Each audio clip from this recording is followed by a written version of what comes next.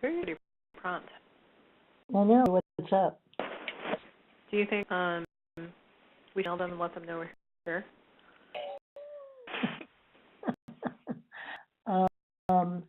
Who email? Cassandra? Yeah, I'll just reply to Cass. Thank you so much for holding. This is the County of Mendocino. We'll be starting in just a few minutes. Our last meeting ran a little bit over. Okay, I heard it.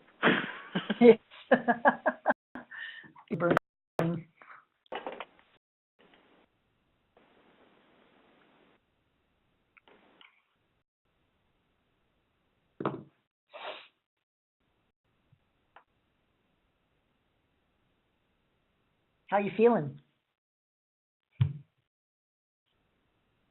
Much better. Good. Yeah.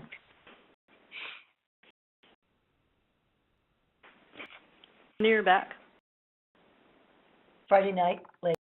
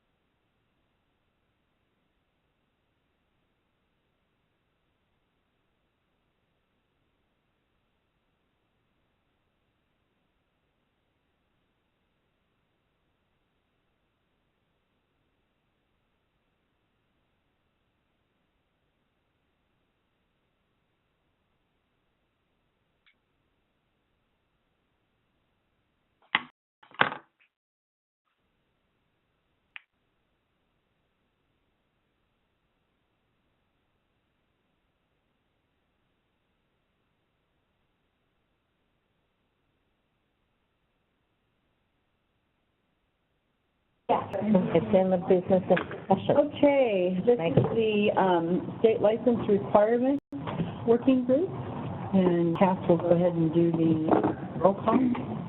Hey, Andy Bayowski? Theo O'Neill? Yes. Chantel Simone Pietre? Corinne Powell? Harvey Bailey? Dell Potter? Ellen Drell? Frida Brookside? Anna Nelson, present. Jude Tillman? Yes, present. Julia Carrera? Karen Byers? Nancy? Here. Marvin Levin? Here. Patrick Sellers? Paul Hanbury? Present. Susan Tibbins? Anira Gotcha? Present. Ron Edwards? Present. And you are? Anyone else on the phone call who I missed? Janine Coleman? Amy Peck?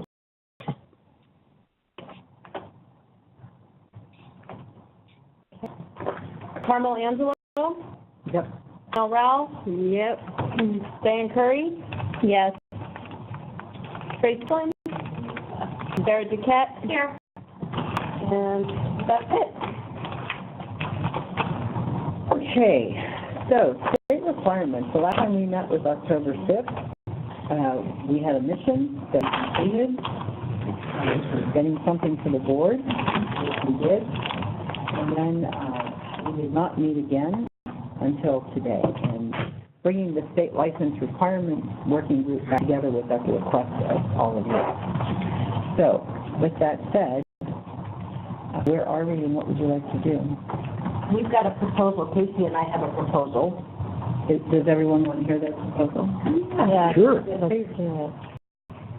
We were Casey, this is Hannah, and Casey and I had a meeting earlier today where we were discussing the need to combine state requirement issues, which largely we've dealt with in terms of our requesting the board to advocate for certain things regarding the emergency regulations, but there are other issues in how we're going to troubleshoot locally some of the state requirements that we may think don't make sense or doesn't merge well with our local ordinance. So we feel like there's still a need to have this working group, but we thought to possibly merge it with or add in amendments, since there is a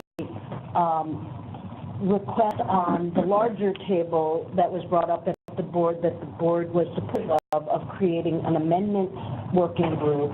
We thought that since this group was kind of already a regulatory-ish kind of group, that maybe rather than trying to wait and start a new working group for amendments, we could deal with both the ongoing issues of the differences between the state regulations and how we're going to make our local thing work with that, which may or may not require amendments or adjustments or troubleshooting, as well as additional issues that don't necessarily have to do with the conflicting parts of the state regulations, but that have come up that require attention locally anyway. And so that was just our particular suggestion. There's representatives from a fairly wide portion of the county involved in this working group, and so using this as a stakeholder process to suggest ordinance amendments, to work on streamlining ordinance amendments so that we can bring, we've dealt with process with the board, the 3-minute comment period, et cetera, and so if we could use this group both to focus on things that we need to recommend that should be changed at the state, but also things that we need to recommend that could be changed locally to make the ordinances more effective and more workable. It seemed like this would be a good hybridization of the groups, if that's a possibility, if that's something that people are interested in. Well, I brought this up at the first meeting as well. We've been working with people in Sacramento and the Department of Public Health. Department of Public Health is the only agency that has a mechanism and language that allows for an appeal process. So if rejected, you can go back and appeal. It's a lengthy process. We floated the idea the holidays, and they seemed very interested in it, and having a pre-appeal process. So the way the process would work would be that you would have things that wouldn't necessarily comply 100%. Say you don't have electricity, you don't have internet access, or whatever. This dovetails into the exception. That it would be vetted by the local jurisdiction and sent off for the state to approve. They're very interested in that concept because it would streamline the process. It would take away a lot of their paperwork and having to go through the whole appeal because it would be already been vetted by the local jurisdiction.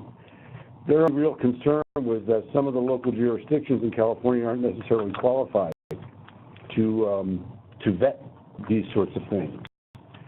At least for the jurisdictions that are qualified, I would say Mendocino County definitely qualifies, that they would be able to, it would give them the authority to do that and make case-by-case exceptions and they seem very receptive to that. I'm supposed to go see them on the 5th. Again, see how far, in fact, I'm giving them the demonstration of home manufacturing. You should ask them if they're gonna pay us to do that. No, you're doing it anyway. Call it unfunded. Yeah, you know, the county that I worked in before this, the board of supervisors, directed that no work be done on unfunded mandates. This can be done.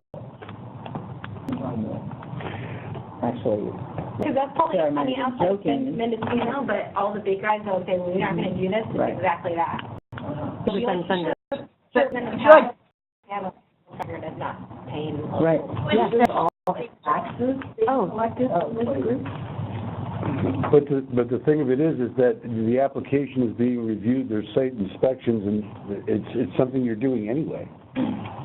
But are we talking about cultivation, or are we talking about the non-cultivation Manufacturing component? would have to enter into a cooperative agreement with our public health department for us to be able to do that. With cultivation, it would be CDO, entering into agreement with agriculture and review of the And what would be the reasoning behind this, Paul? I mean, if you're doing,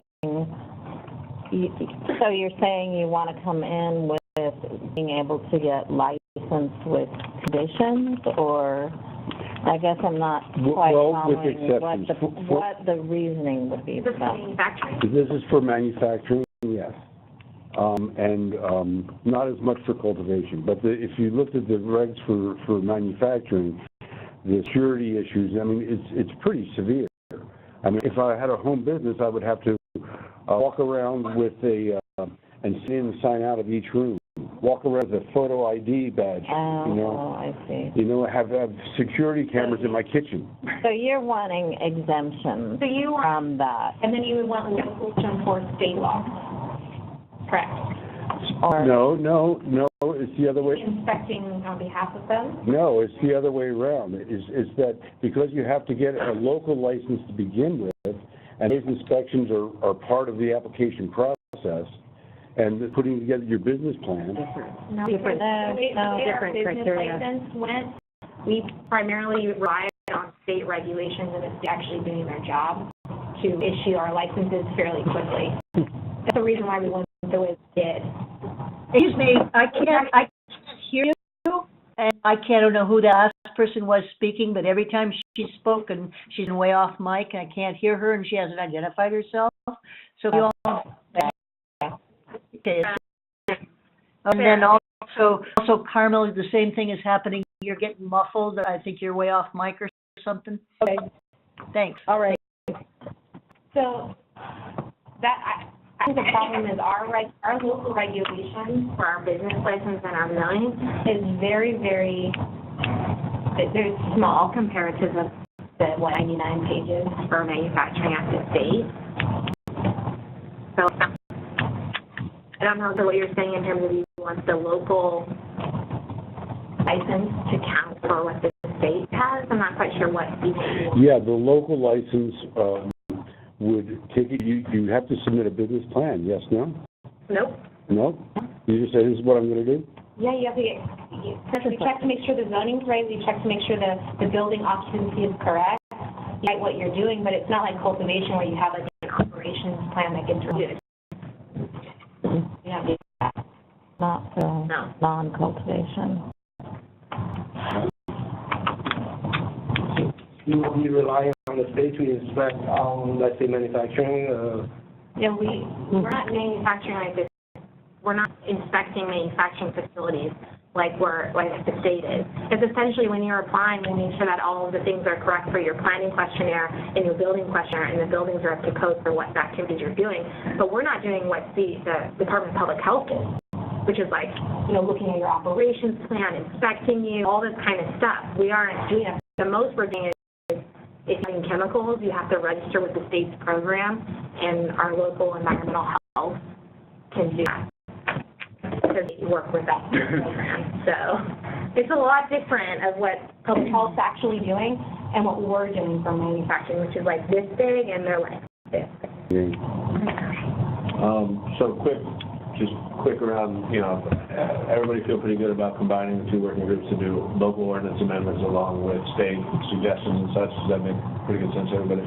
Yeah. Great. Let's go ahead and continue. Absolutely. I support that.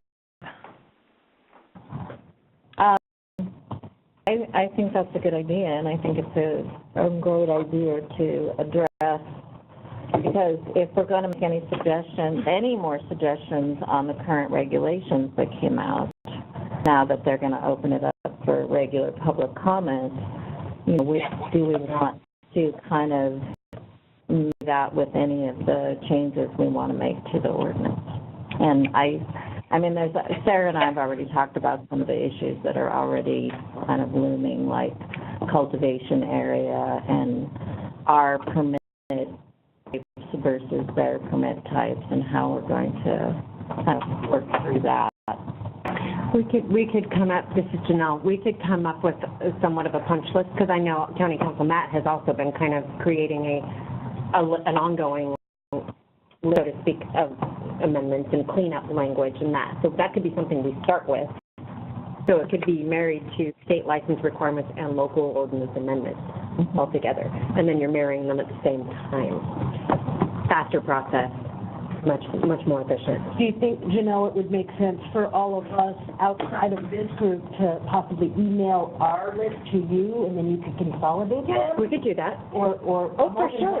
Yeah, because it's easier for us to do it. We can just sit in there and do a strike hide and even put who the commenters were, if need be, or not. I mean, it doesn't really matter. It would be the same, but there might be additional ones that weren't. Because then we could condense that, look through it, and even, we could have Matt from County Council make comments if, he needed to, or, something, so that at least you're getting that feedback. Thank you. That's all I have. I'm in agreement that we work on these things together, and the sooner the better. And I think that if we all send comments, if we're back on the first Thursday meeting, that we would do it within 2 weeks or something. They'd have 2 weeks to continue their compilation. Is that enough time? 2 weeks, Janelle? 2 weeks should be fine. What's 2 weeks from now? 18th. Maybe 18th. How are we going to get the... So we all email to Janelle or to Cass, or who should we email to? Cass is your repository on for all of this, and then we'll figure out who's going to actually be working on it, because we'll have to get Matt's out this week. We'll talk to him about what amendments he has, and then get all of them. So, and I'm actually going to suggest that we move that up just a little bit. I'm thinking that if we, on our end, can just take 1 week, see what the issues are, and we could get our list in 1 week from now, that gives you all a little bit more time, and then if we could potentially get back the collated list a week before our meeting, then we're coming all prepared to the meeting. And that's just a suggestion, because my schedule gets carried. Well, I would also throw out there that, it seems like we've got pretty general agreement on this principle, so let's start throwing out some issues. Like, let's go around and really throw out the things you're seeing that are problematic, and we can start gathering this data now, unless is there more things that... No, we have a wide open agenda, so I think we could begin to make lists that we can work on. Can we solidify, are we in fact saying that we are going to meet? We're going to do, Hannah, we're going to do the first Thursday of every month. That will be for all working groups. Great, thank you. So Kathy will put that out. Thank you very much. Okay, so and also I just want to say that I feel like this working group is so productive, and part of our productivity lied not only in the fact that everybody came prepared, but also that we utilized splitting off when we needed to. And so we can keep that in mind for future if we start to get bogged down with an enormous list. that needs to be flushed out in one way or another, that we can employ the same technique. And I feel like we produced a really good work product in a very short amount of time by using that technique, and I would encourage us to keep that going. So with that, you want to start, Casey, and then we'll go around where we stop? Yeah, And if you want to start with Ron. that's what I was thinking, because I've got a big old list. I got a Let's big go old list, around and then, if there's time left, I'll hit. Like my big one is that we, as far as amendments, make sure that we get that ability to transport. I know we kind of talked about that before, where that meant, is that a component of a nursery license or cultivator's license. You get your transport only business license right now. Okay. No extra food. And then the other thing would be some type of retail thing, because that's really becoming the temporary event license for county people to be able to participate. I think it's going to be really important that we flesh out some kind of special event delivery license from the county. I think those are going to be a way to work to mesh that with the state. Yeah, and just piggyback on the transport question, the state level client distributor light is the cultivator ability to transport. There are issues coming up with that that are going to make it very difficult for a cultivator like me to be able to access that license. So as we identify and hammer out those issues at the state level, I'm going to bring that back to this group and ask for support from the county to streamline that transportation-only license for cultivators. My rule as far as the nursery side of it goes. $30 and you can have it in like 30 days. $30 I've sold. already got a business license. Do I need an additional? the distribution transport $30 will give it to you within a couple days. Okay. And then you apply for your state temporary license. So now, my Just hop on down there, isn't it, Sherry? county Right down business there. license would, so I would swap out my current county. Hell, yeah, get another one, just get cannabis Well, I facility. don't want to keep paying. Well, did you already get a retail outlet? Is that No, I have 2015, I got a nursery license for a normal nursery? for a normal nursery. So that's for cultivation. You have to get a cannabis facility business license. And get my other one. $30. You don't need a business license for your cannabis nursery. Your ag permit sufficient. Okay, 15 you did. All right, got it. You just want one for the other. $30, I'll do it. For Good deal. anyone, or? Yes. So there's a questionnaire in the business license packet, and then it will ask you to select which kind of distribution. Are you a whole distributor?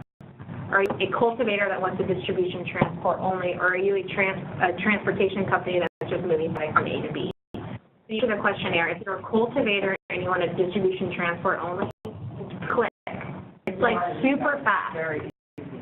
And the only thing that was difficult, and I apologize that I didn't know you guys were out of the office last week, or I'm going to stop bugging you, but it's in the county tax and assessor zone. It's in that department of to find the pages of the application. And there's only like 5 pages that apply. And the quickest way is to go to how do I, main map, and go apply for a cannabis facility.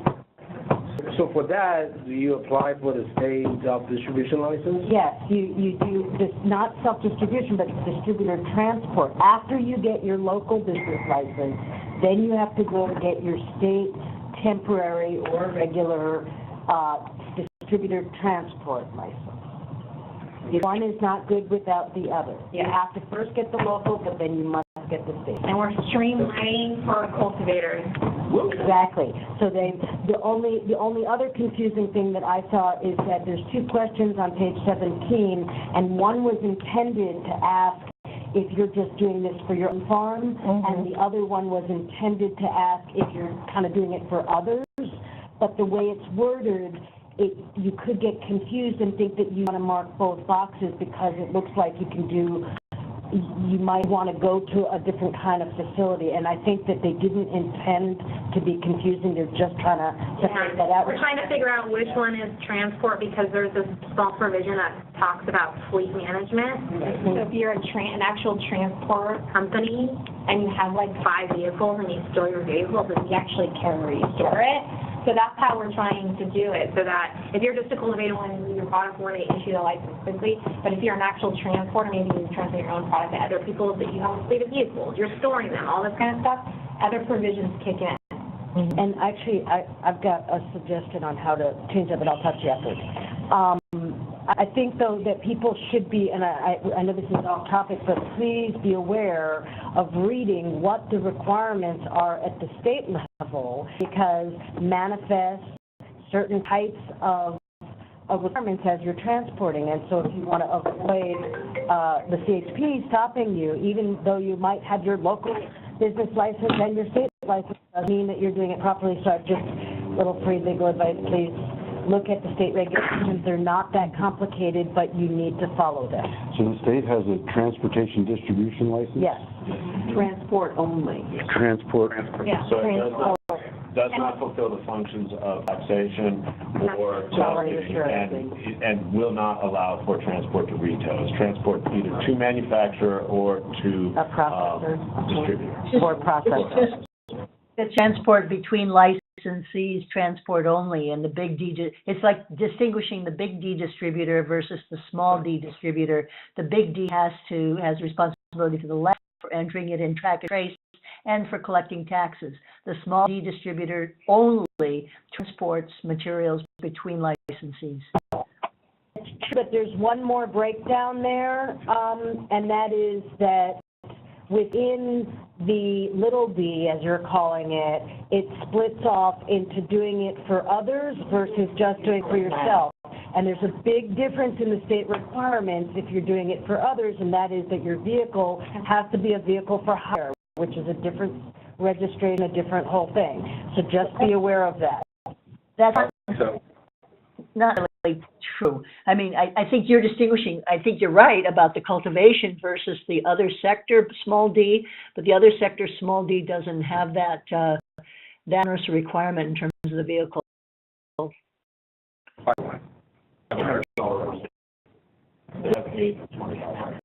and the three is the only one over to the distributor directly.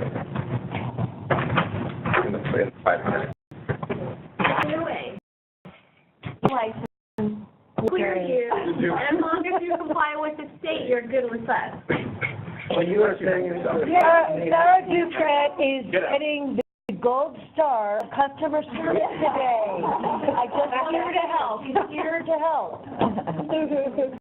What do you got on the docket issues that we see? This last question was, so you were saying even we get a county one, we apply for the state one, but you're saying state may not issue transportation for cultivation? States can issue it. I'm hearing that there's, so I was on a call the other day and they were talking about there's some issues with it working for cultivators in certain zones or something. I don't know exactly what the issue is, which makes me kind of uninformed right now, unfortunately. And prior to the next meeting, I will send clarification on what the potential issues are with the state transport license. I was on a policy call the other day and that came up, so I'm not sure what the issue is offhand, but I will clarify that for sure. Got it. My main issue is on micro business license. Just wondering if we can change that somehow to allow more, I guess, cultivators who's on ag land to be able to utilize micro business license on their one site instead of trying to go look for 3 different sites to try to do the micro business license, which I think is totally opposite from the intent from the start. I agree. It's not allowed at the state level. You have to be on the same premises. And then that's going to be a big push. That's a key priority for cow growers at the state level. And I think on our, I don't know what we're calling it now, land use. Yeah. It's called land use working group. We're going to tackle micro business. It's a big hot potato right now. In which work group? And In what used to be building requirements, and we're merging it with building and planning. Okay, how do I join that? show up on Join the party all day. Let me know, Kevin. That's not laugh, that's just state. Okay. Yeah, exactly, that's a big issue, especially for Mendocino, that's already capped at 10,000 square feet, which may or may not change, and if that doesn't change, I really think micro business license should be the last straw of all the. Yeah, and we were talking, at least from our end, trying to work through the process because we have a lot of different zoning, a lot of different businesses, and literally every single micro business application we've gotten has been different.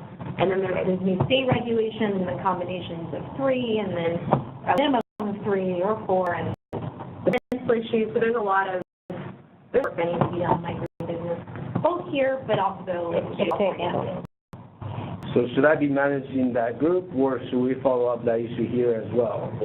yeah. Yeah, I think that one's. The premise section of like the state changes for micro business, I think would be appropriate here, but the actual hammering out cottage industry, home occupation, zone stuff should be the land use. And we're definitely going to need the county to push on that. Yeah, absolutely. I'm sorry, I can't hear people very well because there's a lot of background noise and the fast and furious conversations between people without identifying who's speaking. It's making it difficult for those of us who are not in the room. But you suggesting breaking out state, I have a question. Were you suggesting, I think it was Sarah, are you suggesting that or was it Casey, break up the state licensing group into subcommittees that deal with different aspects of state regs? So There committee which deals with the state regulation section of micro business. There's the building requirements group, which is now building and planning working group that needs to address the home occupation, cottage, and zone And micro. for micro trimming. businesses. Trimming. Don't forget trimming. So it's, yeah. So you're Building is local requirements, state group is state requirements. And that, by the way. Marvin building, so you are saying breaking it out into 3 groups, is that what you're saying? No, Jude, what we were saying is that the topic of micro businesses is going to be handled in 2 separate working groups. The focus of the local ordinance on micro businesses as it relates to the buildings that you need, as it relates to the zoning requirements and the use, will be dealt with in the building requirements / planning working group, which was the previous hour and a half. The issues as micro business, as it relates to any changes that we want to encourage the state to make, will be handled here, as well as potentially any recommended amendments to our local ordinances if it gets to that point. Thank you. Thank you very much. You're welcome. So Marvin Levin, issues I'd like to throw on the table are, first of all, the transferability of permits for local.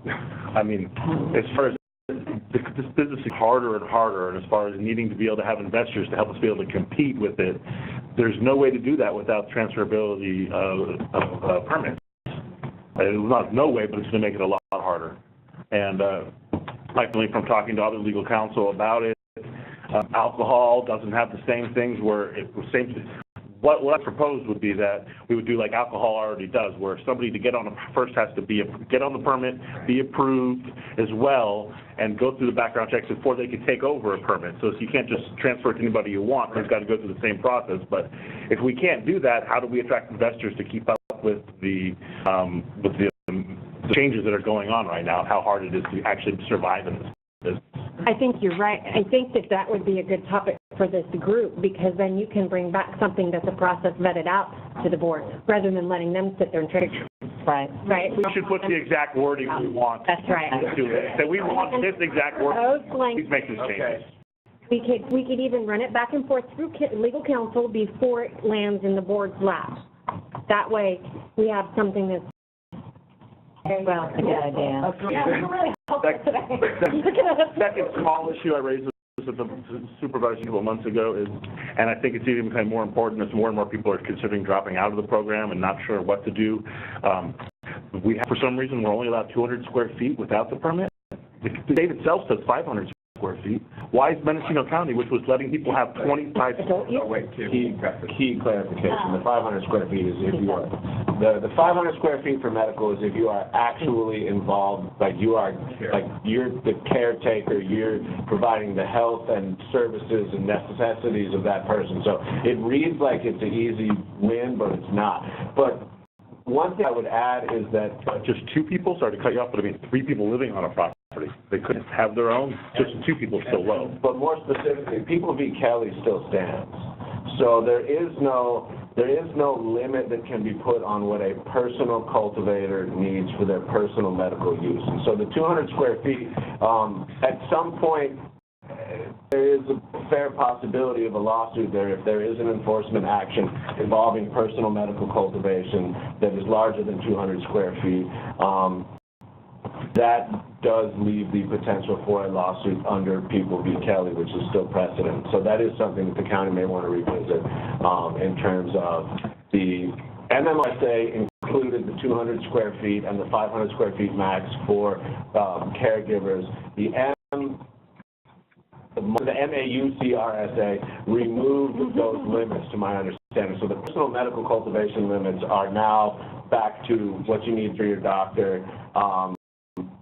The 99 plant personal medical cultivation thing is not likely to fly. You have to be able to show that it is your personal medical use, that you are using it specifically.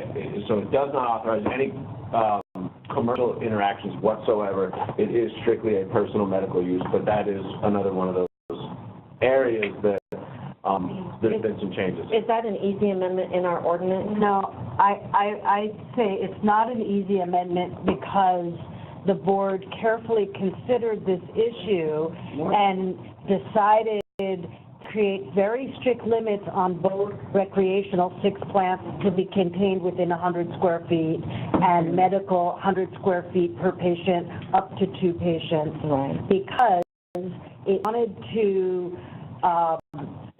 have a clear way to separate out people who needed a permit and people who didn't. And I am not making a judgment on their decision. I'm saying I feel like they thoroughly discussed this several times, and while I appreciate the attempt to bring it forward again, I personally would have it be after we deal with some more pressing issues. It's the most important issue. Cool. Yeah, because if that's gonna, I mean, and I agree with him, I mean, that's where the, if you don't want to what I would suggest you do is come forward with something that's going to hang them up, boom.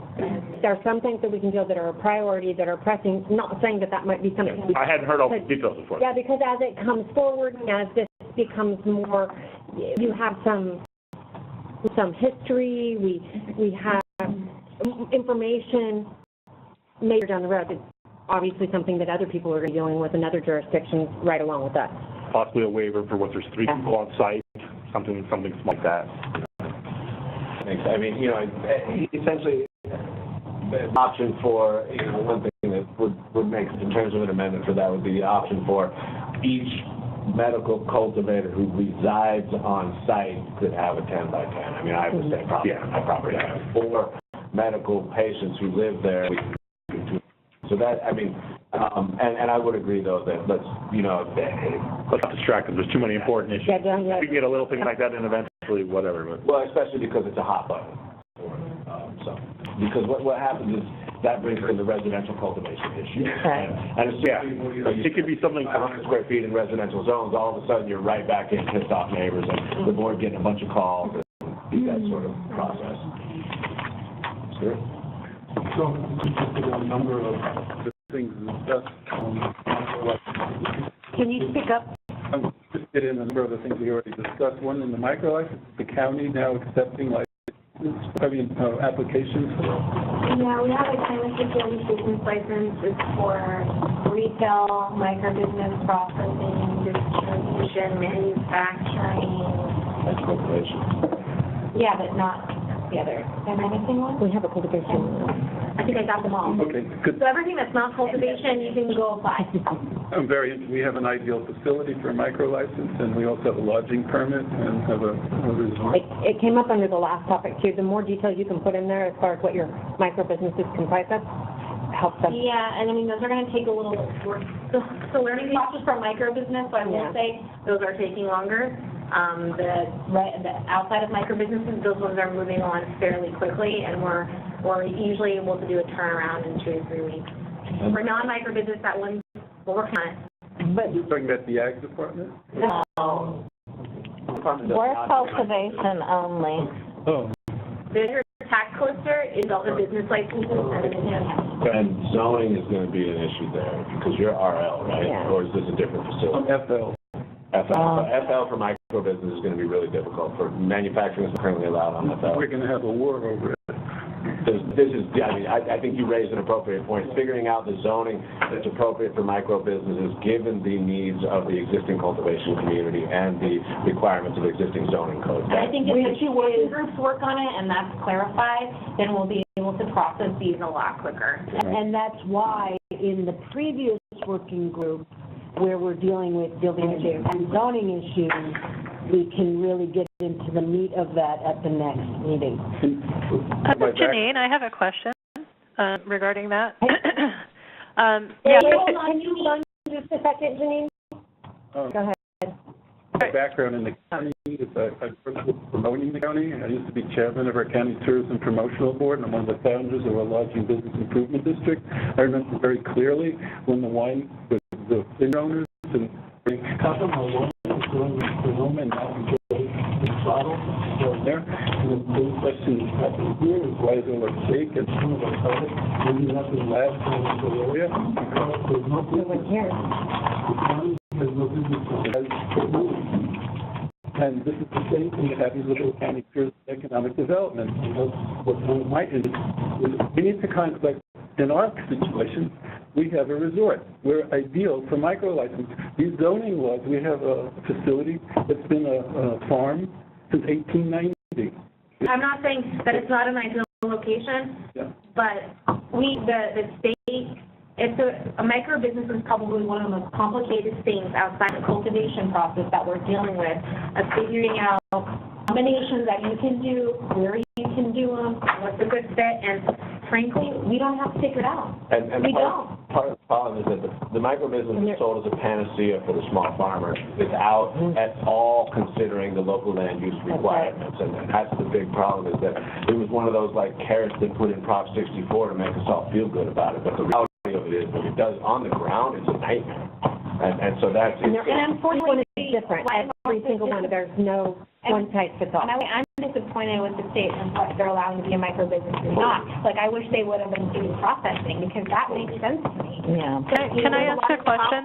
With the state, but as well as here in figuring out the land use, I think that we're working on too is what we're seeing too, different locations have a primary use and then they have accessory uses, and trying to figure out, well, what's your primary business? What's an accessory use?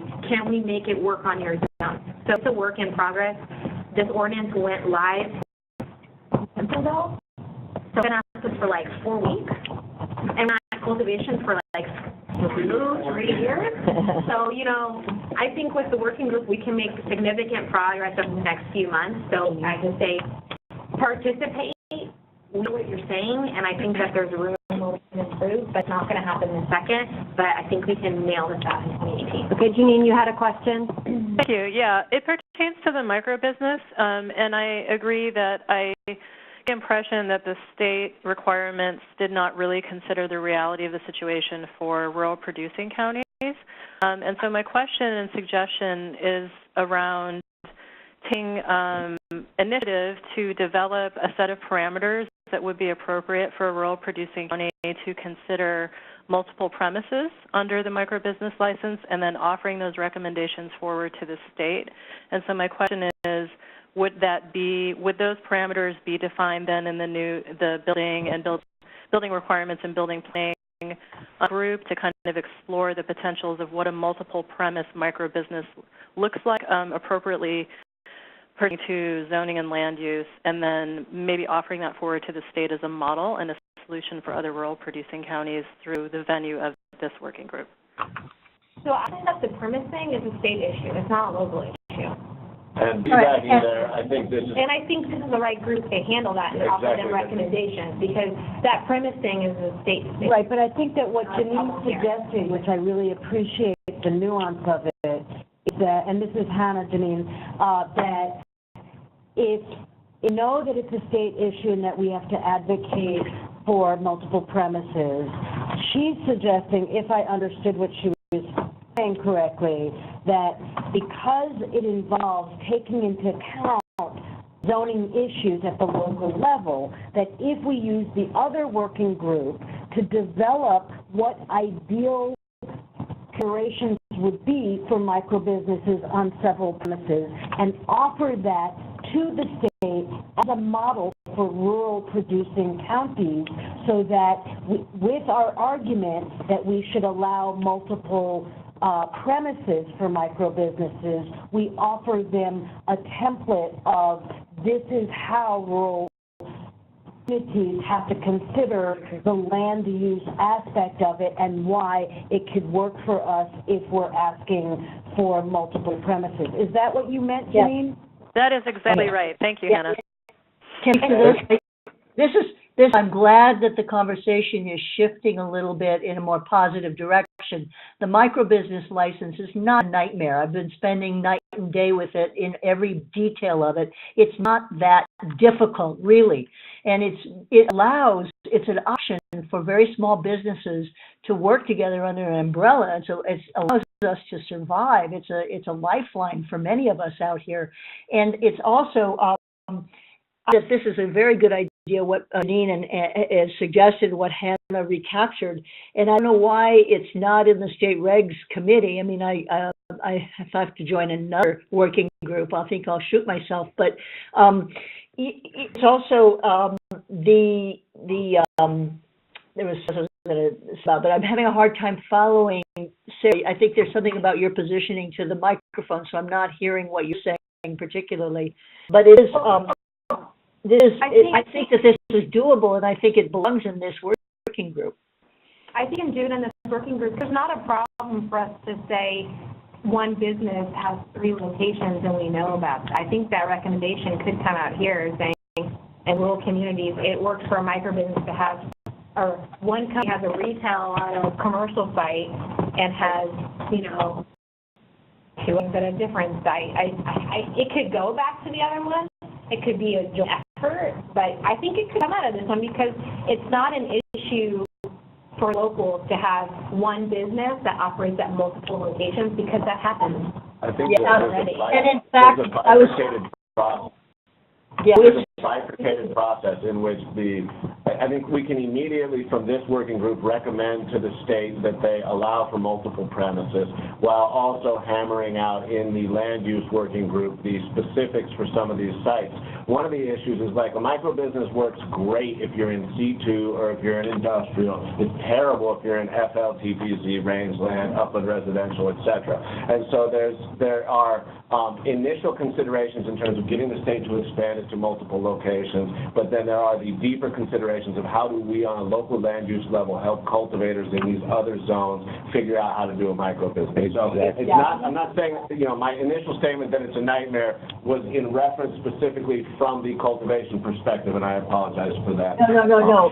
I hear what you're saying, Casey, and I totally agree, and I didn't take offense at it at all. The people that I've been meeting with they are cultivators in rangeland applying for micro-business licenses and getting it denied because just what you're pointing to. And I was at the Oakland Department of Public Health workshop some weeks ago, and also at the day before in the Emerald Cup when they had the heads of all the 3 agencies in the state, and they actually talked about multiple activities in different premises as being a possible answer to some of these problems. So I don't feel that they're close to this possibility. We do need to make it easier for people in rangeland to be able to have a micro-business as well as in the C1 and C2, and forget about industrial. We don't have enough industrial zones in the county to accommodate.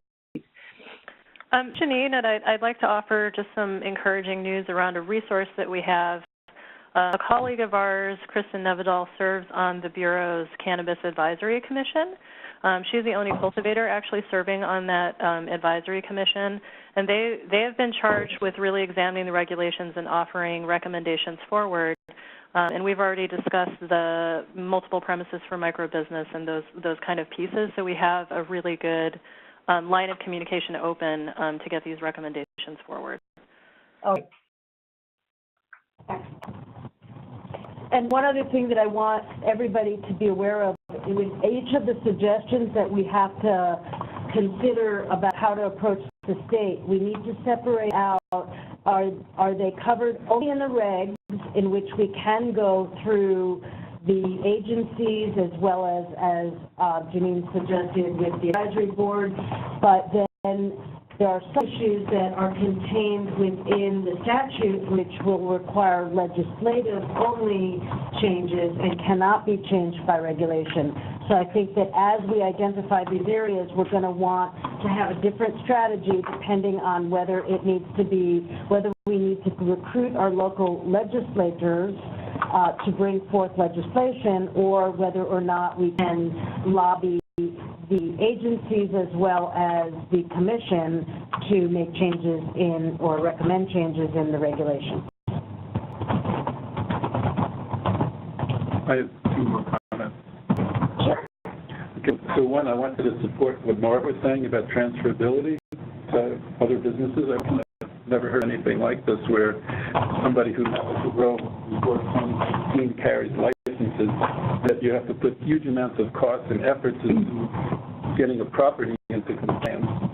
And then you go to a bank and say, I want to borrow money to build a greenhouse. And they say, well, what happens if you have a stroke? You know, the license was stroke. So if you want to get investors, the bank is like an investor. This is completely counterproductive and dysfunctional. Really has to change in the county. Yeah, business investors.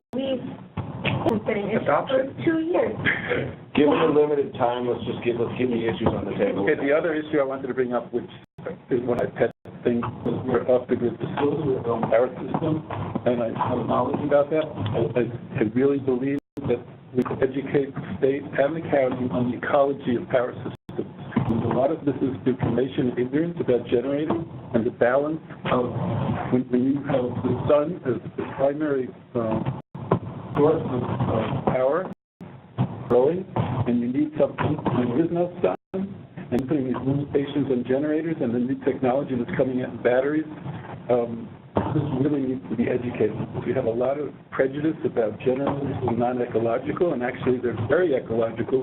Imagine the power that's being transported thousands of miles from coal-burning power plants. That's okay, but if you have a local generator that's only used at the times when it's needed, and there's no sun or hydroelectric available, it needs to be made more user-friendly to rural properties that don't have power. So that's another topic. Yes, that I'd like to have addressed. So, I'm done. okay, my name is Nira, and so for me, I really got grave concerns on business development in Mendocino. I really just dislike the idea of revenues that could potentially be supporting our schools and our community and our infrastructure having to be transported out of the county. And so I do support everything that has been said about the micro business. I would like to see, if a product is grown in Mendocino, I'd like to see every aspect of it generating revenue for Mendocino. I 100% support that. And what's come to light to me, since everyone's already talked about that, I'm not going to get into that any further other than to say that one piece about it, is that we can apply for licenses even if we don't qualify for the micro business. You're saying, and I really just want to clarify this with you, that people are not on commercial or industrial. I come from Laytonville, and in Laytonville there's very few commercial or industrial properties, yet there are an extreme amount of diversified talent that should be generating revenue for our county. Their work should not be lost. Their skills should not be lost. Their skills should be harvested. The revenue that can be generated from them should be brought in, and it should be put to good use. They shouldn't go out of work. They shouldn't go out of jobs. So really, that's just the core of my concern. They should be supporting our community. And I am one of those people. And that kind of And limits in the zoning is an issue in how it works with counties. The state doesn't have the limits the county does. But if it is true that you're looking at applications that are not on a commercial or industrial exclusive property, could you actually let them know that? Well, most of them are on hold because we haven't figured out we're still trying to, so a lot of microbusinesses have an aspect of home occupation for cottage. That's still being worked out. So you can apply, and like I said, those ones are taking a lot longer. I mean, we've had multiple. We've issued one microbusiness. I understand that. So, I mean, you can apply, but it's probably going to take a while because we haven't figured it out yet. That's great. If you go different ways, if you do a microbusiness, you do something else, I think so far we've done a great job, personally. Oh, I think you're doing a fabulous job. That's a lot of news for me that you said that's even an option. We should let people know that. We did. Okay, We have then I'll understand. when it was adopted, it went live, it was on our website, we did a Canada blast, so, and if you apply for a license without a proper license, you'll get denied by the state, and then you'll just... No, I haven't done anything with the state. What I'm saying is that because of my zoning, look at the chart. You're probably very limited of what you can do. I'm extremely limited. Until we figure out my business, which is why we're here today. Would that be a use permit? I don't know. Because if it could be a use permit, I would have applied weeks ago. I would say, come to everyone. I'm going to. Let's hammer it out in the next 2 months and get the ball rolling. If I can ask a point of clarification, because I think that maybe what is confusing to Anira is, on the one hand, looking at a chart and realizing she has an avenue to apply, and on the other hand, the incredibly wonderful, customer-forward, helpful efforts of the county to try and take in applications and figure it out and work on the different aspects.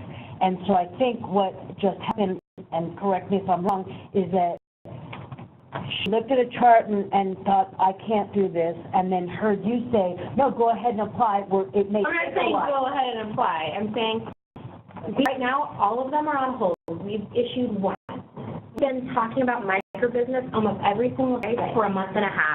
Right. We have it figured out. We're going to go down the route of having them choose a primary use and accessory uses. We need the help of these two working groups because ideally we want to issue microbusinesses for outside of industrial. We're not at this time. You can apply. There's nothing that's stopping you from applying. Does it help you to have the knowledge? We already have applications for people that are in industrial. Yeah, so I think that it's a personal choice about whether you want to apply and be in the queue for when it is figured out versus, and also participate in the figuring it out in these two working groups, versus wait until it's figured out and then decide whether you want to apply or not. And I think that either is a legitimate... You don't bring it in Oakland, is what hurts. I'd rather do it here than start in Oakland, and I was looking at Oakland. Well, it goes back to what I just wanted to kind of keep things moving because I also had another question about what your concern that dovetails on economic development. I kind of want to kind of get a crystallized thing. It's economic development, figuring out the micro business, and then there was another part that had to deal with utilizing the talent here, and I wasn't exactly That's sure. economic development. I understand that, but I guess They're the same. So utilizing the talent as the economic. They have people local having the option to keep their businesses local instead of having to move out of the county. Okay, but it's still related to keeping businesses here in every way. Okay. Yeah, a lot of us are talking about moving out together, and because we thought there was no option. So what I was trying to actually get at is, well, if the people kind of see it as black and white because that's how it is in print, if that knowledge was brought forward, that, hey, we are going to work with you, don't jump to conclusions, that would be nice. I think this is a conversation every Tuesday. I've been watching the videos. I watched the videos. You know, I think we all can come to the conclusion that microbusiness is one of the top things that we need to work on, and it's from advocating at a state level to working on it locally. And on our end, I will say that our staff and building has been very helpful to try to figure out ways to process and still move forward, and there probably will have to be cleanup language. We already had cleanup language, and since this is also a group to do cleanup language, that's another cleanup language to do. And then I just wanted to point out, for those of you who haven't been part of this working group stuff for very long, that in the original batch of working groups, there was an economic development and marketing working group, and it was decided that only a certain number of working groups could proceed at once. So I just want to assure you that that was one of the primary issues in general, not specific to microbusiness, but in general. In general. You know, and so while that working group is not active yet, it was enunciated, it is something that a lot of us had expressed, and it is waiting in the wings. As soon as we can hire one of the working groups, maybe that one can move along. But so there's some problem here. That the wonderful thing about having new people constantly being added to working groups is that we have the benefit of fresh ideas and stuff, but the other problem is that there's all this history that we have to go back and redo, and so it's like, okay, let's keep going. Anyway, I just want to let you know that there is there in the wings an economic development working group that was proposed and is just off on hold right now. So that's the idea of they were one, we bring in another one, because I think there was eight. Yep. We have 9, or 9 actually. So let me ask you a question. At this point, we're looking at 3 issues that this working group will be taking up. One possibly is economic development. One for sure is no. Cross out. Okay. One, sure. Okay. Jude, Yeah. we're going around and everybody is listing some of the issues that they would like to see us deal with regards to state requirements and with regards to local amendments. And so right now what's happening is we're 2/3 or 3/4 of the way around the table, and then we'll go to everybody on the phone to just enunciate their list of issues that they would like to see worked on, and then we can figure out how to prioritize that. It's not that we're splitting up into 3 groups or anything like that. I didn't say that, but thank you. Okay, thank you. I'm just trying to keep a running list of traceability, microbusiness. I'm trying to keep a running list here. Thank you.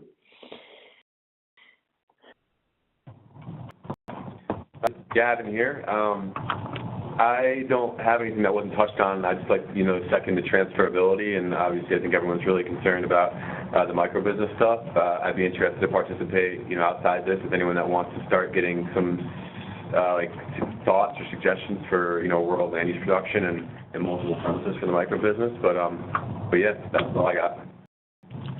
One other small issue, I didn't bring it before. I don't believe I'm even saying it, because as much as I'm a outdoor kind of guy, indoor is such a big part of the market right now, and C2 zoning, we're not allowing that.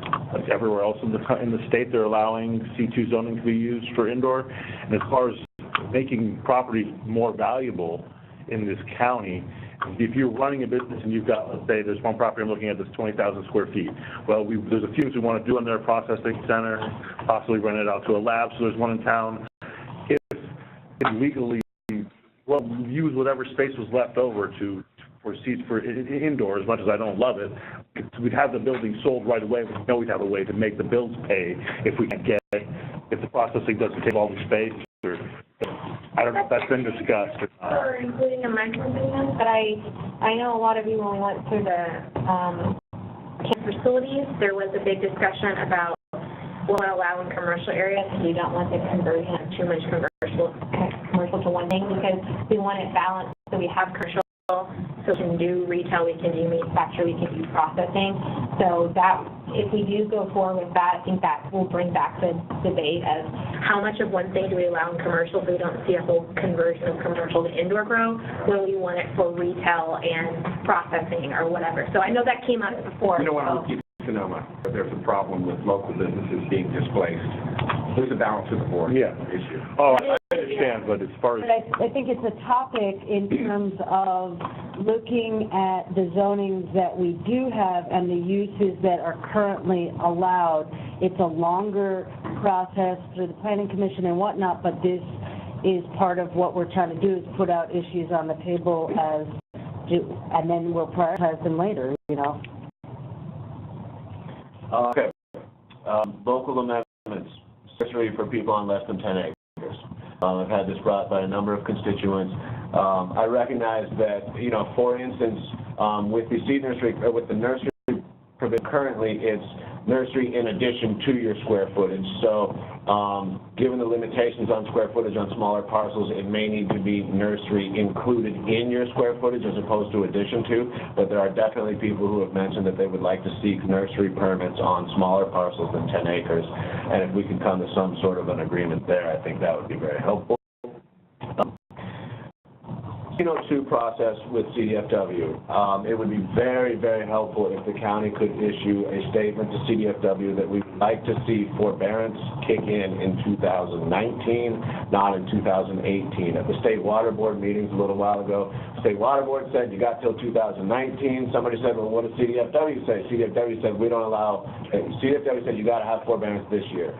So given the fact that we're in the wet season right now, so you can't do projects to create storage right now, it's sort of a catch-22 for our cultivators who need to be able to get their 1602s done in order to get their state licenses. So if the county could push on CDFW to allow for forbearance to only happen in 2019 and not 2018, that would be really, really helpful.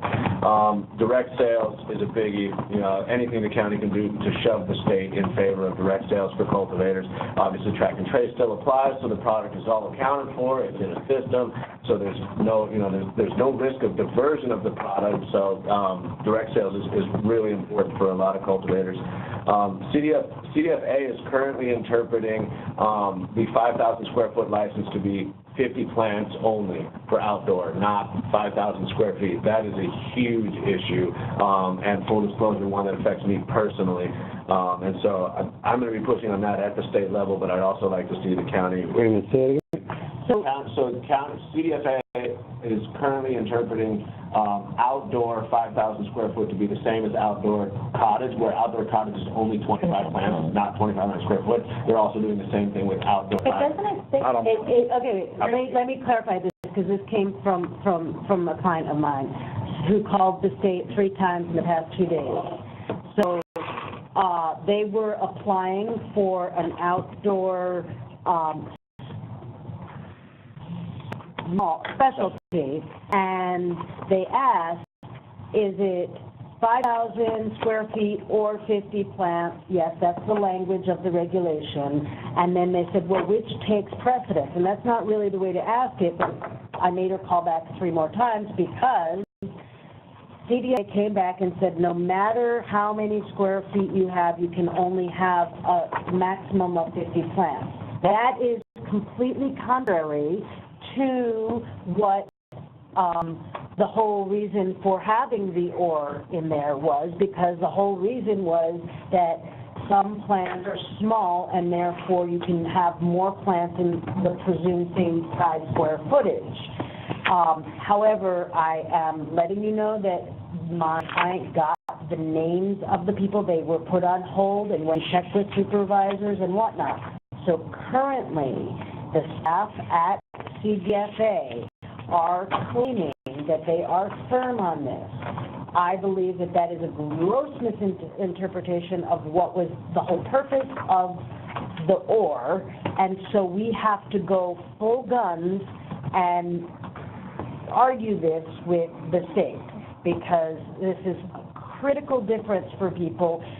They would have to then get, they could still get a different kind of license, but cost a lot more. You would have to go up to the 10,000 license, and that would cost a lot more. So if you're doing more than 50 plants, even if you're staying within 5,000 square feet, according to CDFA, that's not the cap. Well, put it on their website. Honestly, that we should As you're applying for it. I agree. Because I agree. that's So it does say 5,000 square feet canopy size on one premise or up to, or. I know that. I know that. Even as I know that. filling in the application. Believe on me, the state, I know that. which I was doing today. I know that. I absolutely know it.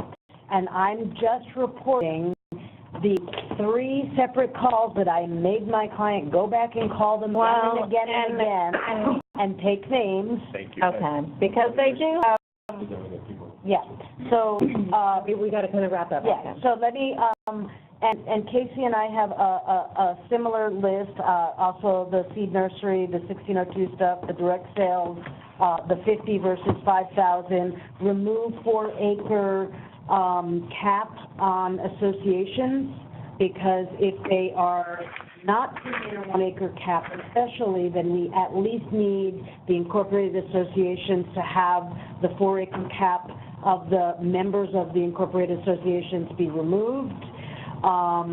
We need temporary, on the local level, temporary licenses for people who are very likely to be eligible for some kind of exceptions process, or people who might be in an opt-in zone, much the way that we were able to do temporary licenses for facilities that could be revoked at any time if it doesn't work out, because otherwise these people are going to be run out of business and they're never going to come back. The other thing is that recently it came to my attention that actually today I got a call from planning, and they are claiming that TPZ and forest land require an administrative permit, not just for expansion, but for everything, and that is contrary to mine and Casey's recollection, and we spoke to John McCowan, it's contrary to his recollection, so that's another issue that we really need to straighten out immediately.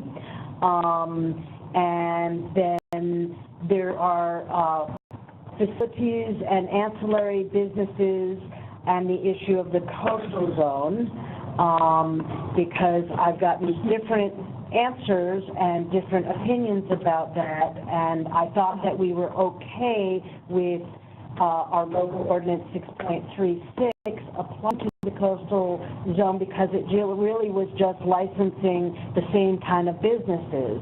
In other words, if you're a retailer, you're a retailer. If you were a manufacturer, you're a manufacturer. It didn't matter, and therefore we're ready to those uses in that zone. Since then, some people have been having difficulty in the coastal zone getting business licenses, and I think that we need to get to the bottom of this. Then I would also like to suggest an amendment locally to align part of our canopy definition, not our canopy definition, but align with the state not counting immature plants with square footage. I think that while we don't like what the state came up with in terms of canopy definition, there is a workaround where if you just put a little netting or fence, like plastic fencing around your stuff, it'll be fine to not count the walkways and workways. So I think it's not ideal, but it's a workaround which won't really be terrible for people. So therefore, then we have discrepancy at the local level where immature plants, and again, I'm not talking about for nurseries, but for flowering cultivators, immature plants are counted in the total square footage at the local level, and they are not counted at the state level. And I think that we should bring our local ordinance in line with the state on this issue. And then, so there's a larger issue with the state, which I'm not really sure how we're going to fix. And that is that currently, we have a transition period of 6 months where A licensees and N licensees can do business with each other. However, temporary licenses are only good for 120 days, and just a little piece of information for people, they will not be extended if you don't have your final 1602 or determination letter. Even if you have it in, it won't be extended. So, at any rate, in that 120 days, before the 120 days is up, one needs to get their application in for their regular license at the state level. In those applications, you're going to have to designate A or M, and for the particular area. This is catastrophic for the small farmer. If there is crop loss and they can't redesignate an A area to an M area, or some of those plants can be converted, then basically an uncertain market, farmers are having to commit themselves to a certain amount of A or M and gamble, not knowing what the market's going to do, not knowing what the crop's going to do. We suggest that they move it to the testing, at the point of testing is where it should be designated, but that may not work as a practical matter with track and trace all the way through. So one of the ideas is to propose a mechanism to redesignate at a certain point. Let's say you've got your plants that are A and then their ID number, and if you want to decommission it out of A and put it into M because that's what your market needs, or because you had crop failure over here and you've got a contract to fulfill, or whatever, if we could come up with some proposal that's reasonable for redesignation of A and M or something. So anyway, that's the general topic. I don't want to say more than that. And in a perfect world, allowing small as designated by the state, under 10,000 square feet, to not designate their product until post-harvest. So you could be both A and M until post-harvest. Yeah, right. I think that's ideal. It's complicated. Well, and with track and trace in place, it doesn't seem like that should be an issue. The issue is that they're issuing A and M designators. I get So that's it. the problem. We would request them to do an AM designated. People. Just But so anyway, people be cold so- at less than 10,000. So that's a major issue. Okay, so here's what we got to do. We got to decide what our process is going to be going forward, and that's going to take a little bit of time. Yep. So pause a little bit. Go to the phone. Well, hang on. We need to kind of figure out where we're going to go from here, and then we'll get to whoever's on the phone. So you have, we've decided that we're going to look at state and local ordinance.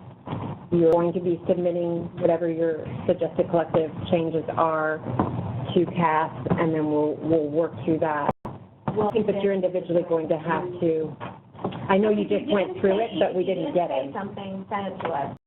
So, County. didn't we do this before where we did kind of a survey monkey to kind of coalesce all of the suggestions that people made so we have an idea? No. of- We did the Survey Monkey to For dates. form the Okay. groups, the order of the I groups. guess it was something else. This is a lot more. Take what we have today. If you miss anything, email it to us. We'll get county council. I Okay. think the best thing to do is start with the top. Rank them. Start with the top. Prioritize what You you, know? because we've heard a lot. So collectively, you'll need to kind of say, here's my preference as a priority to approach these. And then the next time we come together, we can vet that all out too. We can have them in, okay, here's what we think collectively now, based on all your input, you think is number one, You might want number to two. set it out where you have top 5 state issues, top 5 local ordinance issues, and then split the group to work on each 5. Yep. And I think that if what we do, since we all just went around to people on the phone we want to get to, if we have that list already, then all we have to do is within the week that we were originally saying, if we email you what our top 5 priorities are, we'll have that. That would help. You can That's get it helpful. to us, and then we can, Before the next meeting, and then you can, at least a week before the next meeting, so that we can be prepared to break out and do little subcommittees that can work on it, or whatever it is that makes sense, but I think we should go to the people on the phone. But also, just real quick, if we can do that in a Survey Monkey form, here's the things that have come up, list your top 5, that makes it way easier. How You guys about getting an email from each of us that says, this is our... Email us, we missed anything, we didn't say your piece. Email us by 5 p.m. on Friday, and we'll send out a survey next week. And then you can pick your top 5. Makes sense. I think we can make it early next week. I think we can do it. I mean, I get you on other things though too. Yeah, That's so we're looking at this like, I mean, we really gotta try and move you guys If along. you didn't get to say your thing today, If you didn't, just send it in. We'll get it. But is there a way that we're going to be able to see the list to make sure that We get it from you, but we're gonna have to condense all of this, put it into some sort of a format that we can share with you. Right. And then you can look at it and go, okay, wait, you missed this, and this for your. Right. It's on Monday, because And this isn't it. This isn't a one-shot, deal either. That's why I was saying in a week, I mean, I'm not saying do. meeting in like 2 weeks? No, in a month. In a month. No, So, First Thursday. Yeah, I know. So that gets in a week. I thought that what we had planned on is that originally you weren't even gonna get a list per week. Now you have a list plus whatever gets emailed in. If then within a week or two of that, we get the list back, and we can turn around and prioritize it a week before our next meeting.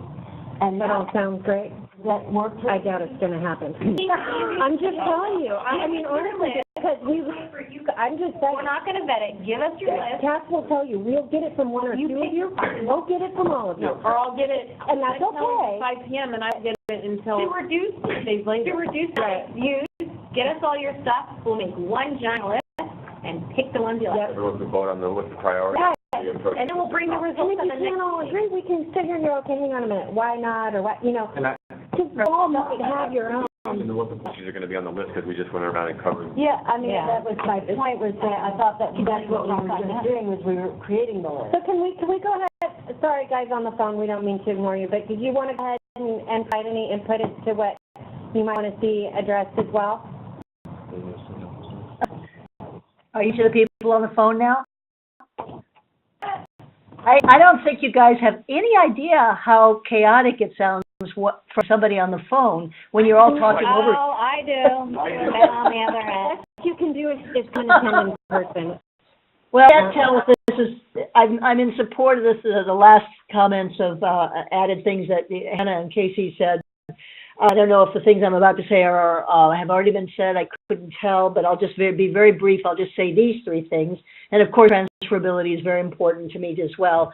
But we need to reconcile the local ordinance, Chapter 20.396A, which specifically allows on coastal commercial use types to include custom manufacturing, light industrial. That will reconcile, I think, very easily with the Chapter 4 of the microbusiness 5500, which just calls for, when you choose 3 out of 4 of the activities allowed by the state, that you have to still adhere to exactly the same regulations and requirements for each of those activities, number one. And then number two, I think we need to be prepared in the county to have an accommodation for this new S license that the Department of Public Health is coming up with on the state level, which would allow numerous manufacturers to share facilities, just like, edible kitchens or something like that, which would allow many of our small medicine makers, particularly in the hills around Laytonville, to all come together under one roof and share manufacturing facilities, and it would allow them to exist underneath the umbrella of another license. One manufacturing license would be very, very helpful to so many of our folks who are planning to throw in the towel because they can't cope with all of these regulations for manufacturers. And they've been working about generations of medicine makers who have incredible skills and incredible intellectual property we're going to lose. And then my final one is also to having us spend double dipping into our pockets for a microbusiness license for both medical and adult use. I mean, it's the same kind of thing that Casey was talking about.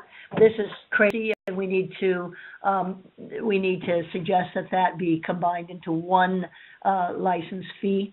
And I'll just let it go at that. Anybody else on the phone? I'm on the phone. This is Janine, and I want to voice, support for all of the points that were brought up, and I would personally prioritize all of micro-business, transferability, and also the S license, I think, is essential given the economic considerations of the county, the ability to pursue value-add manufacturing, aggregate resources, I think would be essential for the integrity of the industry moving forward. I have a process question. So can we come up with top number for our local stuff and top number of stuff for the state? Yes, Yeah, absolutely. that's talked about. Yeah. To a little subgroup. Is there anybody else on the phone that wanted to comment? I just want to make sure we get everybody.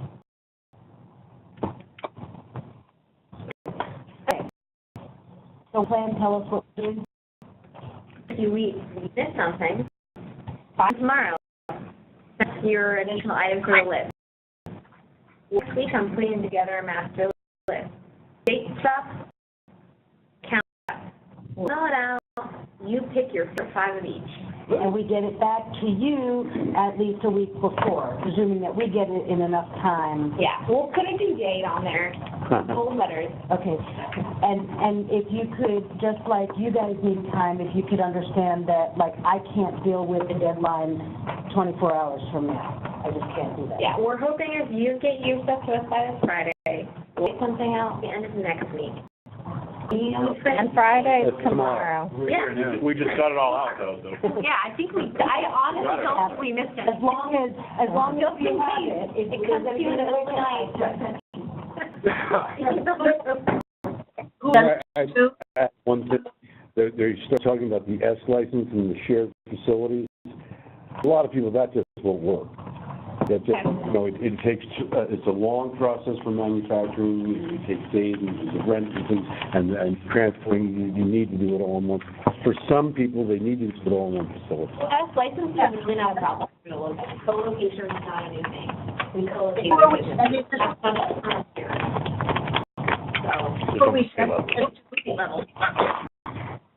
Who, Everybody, say the first, correct? Yes. And this one started at, what time did we start this one? 3 o'clock. 3 o'clock. But we're here at 9 if you'd like to join us for all of them. Yes. Yes. Great. Now, track and trace, that was the one thing we didn't want to meet on the first. That might be something we vet out. We do the So 24th. we may clarify and not meet on the Around and have coffee. Yes. So Put our predictions in. you guys can. All right, everybody. Thank you.